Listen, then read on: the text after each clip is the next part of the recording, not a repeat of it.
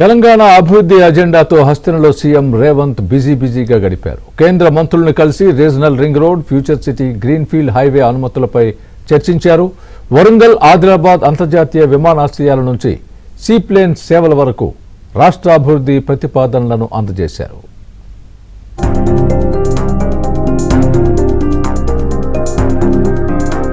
Parliament సమావేశాల ముందు Telangana CM Revanth Reddy మరోసారి ఢిల్లీ వెళ్లి కీలక ప్రాజెక్టులకు అనుమతుల కోసం కేంద్ర మంత్రులను కలిశారు. కేంద్ర రహదారుల శాఖ మంత్రి నితిన్ గడ్కరీ, పౌర విమానయాన శాఖ మంత్రి రామ్మోహన్ నాయుడుని కలిసి రాష్ట్రానికి అత్యంత కీలకమైన రోడ్లు, విమానాశ్రయాల ప్రాజెక్టులపై చర్చించారు.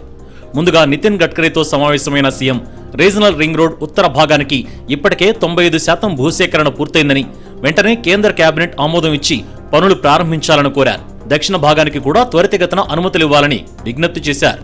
ఇక భారత్ ఫ్యూచర్ సిటీ నుంచి అమరావతి మీదుగా బందర్ పోర్టు వరకు 12 లేన్ల గ్రీన్ఫీల్డ్ హైవేకు అనుమతులు మంజూరు చేయాలని కోరిన సీఎం ఈ రహదారి నిర్మాణంతో హైదరాబాద్, విజయవాడ మధ్య దూరం 100 కిలోమీటర్లు తగ్గుతుందని వివరించారు. సరుకు రవాణా వేగవంతమై పారిశ్రామిక అభివృద్ధికి ఊతమిస్తుందని తెలిపారు. మన్ననూరు, శ్రీశైలం ఎలివేటెడ్ కారిడార్కు అటవీ శాఖ అనుమతులు ఇప్పించాలని, హైదరాబాద్, మంచిర్యాల మధ్య రాజీవ్ రహదారికి ప్రత్యామ్నాయంగా 6 లేన్ల కొత్త జాతీయ రహదారి నిర్మాణానికి కూడా అనుమతులివ్వాలని నితిన్ గడ్కరీని సీఎం కోరారు.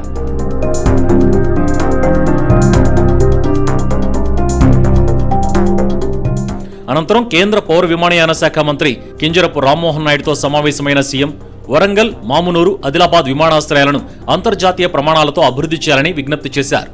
ఎంఆర్ఓ, ఎయిర్ కార్గో, హ్యాంగర్ సదుపాయాలతో పాటు ఫ్లైట్ ట్రైనింగ్ అకాడమీలు కూడా ఏర్పాటు చేయాలని ప్రతిపాదించారు.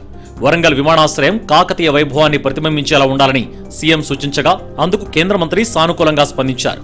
ఇప్పటికే భూసేకరణ పూర్తయిందని, టెండర్లు పిలిచి పనులు ప్రారంభించాలని కోరిన సీఎం 2028 జూన్ 2 నాటికి విమానాశ్రయాన్ని ప్రారంభించేలా కార్యాచరణ రూపొందించాలని విజ్ఞప్తి చేశారు. ఆదిలాబాద్లో రక్షణ శాఖతో కలిసి పౌర విమానాశ్రయం ఏర్పాటు చేయాలని సీఎం రేవంత్ కోరారు. అందుకు అవసరమైన భూమిని రాష్ట్ర ప్రభుత్వం సేకరించి అందిస్తుందని హామీ ఇచ్చారు. అలాగే హుస్సేన్ సాగర్ నుంచి ప్రకాశం బ్యారేజ్ వరకు సీప్లేన్ సేవలను పరిశీలించాలని కూడా కేంద్రానికి ప్రతిపాదించారు. అభివృద్ధికి రాజకీయాలకు సంబంధం లేదన్నారు. ఎన్నికల సమయంలో రాజకీయాలు చేయవచ్చు, కానీ అభివృద్ధి విషయంలో కేంద్ర రాష్ట్రం కలిసి పనిచేయాల్సిందేనని స్పష్టం చేశారు. ప్రపంచ దేశాలలో జరుగుతున్న వేగవంతమైన అభివృద్ధికి విమానాశ్రయాలు అత్యంత కీలక భూమిక పోషించబోతున్నాయి. పరిశ్రమలు రావాలన్నా, పెట్టుబడులు పెట్టాలన్నా, ఇక్కడ పరిశ్రమలు ఉత్పత్తి చేసిన వస్తువులను ఇతర దేశాలకు ఎగుమతి చేయాలన్నా అంతర్జాతీయ స్థాయి ప్రమాణాలతో విమానాశ్రయాల అవసరం ఉన్నది. దీన్ని తెలంగాణ రాష్ట్ర ప్రభుత్వం, కేంద్ర ప్రభుత్వం గుర్తించి ఈనాడు వరంగల్ ఎయిర్పోర్ట్, ఆదిలాబాద్ ఎయిర్పోర్టులను తక్షణమే మొదటి ప్రాధాన్యత కింద తీసుకొని నిర్మించి వాటిని పూర్తి చేయాలని లక్ష్యంగా పనిచేస్తున్నాము. జూన్ 2, 2028 నాటికి వరంగల్ ఎయిర్పోర్ట్, అదేవిధంగా ఆదిలాబాద్ ఎయిర్పోర్టును కూడా పూర్తి చేయాలన్న లక్ష్యంతో ఈరోజు మేము ప్రయత్నం చేస్తున్నాము. తప్పకుండా కేంద్ర ప్రభుత్వ సహకారంతో ఈ 2 ఎయిర్పోర్టులను జూన్ 2, 2028 నాటికి పూర్తి చేసుకుంటామనే సంపూర్ణమైన నమ్మకం, విశ్వాసం నాకు కలిగింది. అవసరమైన సహకారం రాష్ట్ర, కేంద్ర ప్రభుత్వాలు ఇచ్చిపుచ్చుకొని ముందుకు వెళ్లడం జరుగుతుంది. కేంద్ర మంత్రి రామ్మోహన్ నాయుడు కూడా తెలంగాణ ప్రభుత్వాన్ని అభినందించారు.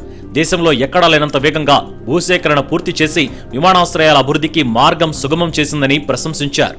ఇతర రాష్ట్రాలు కూడా తెలంగాణను ఆదర్శంగా తీసుకోవాలని సూచించారు. 253 ఎకరాలు రికార్డు టైంలో దాన్నంతటిని కూడా సమీకరణ చేసి ఎయిర్పోర్ట్ అథారిటీ ఆఫ్ ఇండియాకి అప్పచెప్పడం జరిగింది. తద్వారా ఏదైతే మనం వరంగల్ ఎయిర్పోర్ట్ గురించి ఈరోజు మాట్లాడుకుంటున్నామో ప్రాసెస్ అంతటిని కూడా యాక్సెలరేట్ చేసి ఈరోజు అక్కడ ఎయిర్పోర్ట్ తాలూకా బౌండరీ వాల్ని మనం టెండర్ వేసుకున్నాం. ఎయిర్పోర్ట్ తాలూకా రన్వేని కూడా టెండర్ ప్రిపేర్ చేసుకొని రెడీగా ఉన్నాం. అలాగే మెయిన్ టెర్మినల్ బిల్డింగ్ కానీ, అదర్ అలీడ్ యాక్టివిటీస్ కానీ దానికి కూడా ఒక 3-4 వారాల్లోనే టెండర్ వేసి కన్స్ట్రక్షన్ని ఫుల్ ఫ్లెడ్జ్డ్గా వరంగల్ ఎయిర్పోర్ట్లో మొదలు పెట్టాలని ఇప్పుడే ముఖ్యమంత్రి గారితో కూడా మాట్లాడి, మరొక ఎయిర్పోర్ట్ ఏదైతే రాష్ట్ర ప్రభుత్వం కూడా పట్టుబట్టి ముందుకు నడిపిస్తుందో అది ఆదిలాబాద్లో ఉన్నటువంటి ఎయిర్పోర్ట్. ఆదిలాబాద్ ఎయిర్పోర్ట్ కూడా ఎయిర్పోర్ట్ అథారిటీ ఆఫ్ ఇండియా నుంచి ఒక ఆలోచనతో ముందుకు నడిపించాలనుకున్నాం. కానీ అక్కడ మరొక అడ్వాంటేజ్ ఉంది. డిఫెన్స్ తాలూకు ల్యాండ్ కూడా సుమారు 200-250 ఎకరాలు ఉన్నాయి. డిఫెన్స్ను కూడా ఇన్వాల్వ్ చేసి ఆ ఎయిర్పోర్ట్ నిర్మించాలని రాజ్నాథ్ సింగ్ గారితో ప్రత్యేకమైనటువంటి ఒక కార్యక్రమం పెట్టాం. ఖచ్చితంగా ఆదిలాబాద్లో కూడా బ్రహ్మాండమైన మరొక ఎయిర్పోర్ట్ కూడా అక్కడ స్థాపించడానికి అవకాశం ఉంటుంది.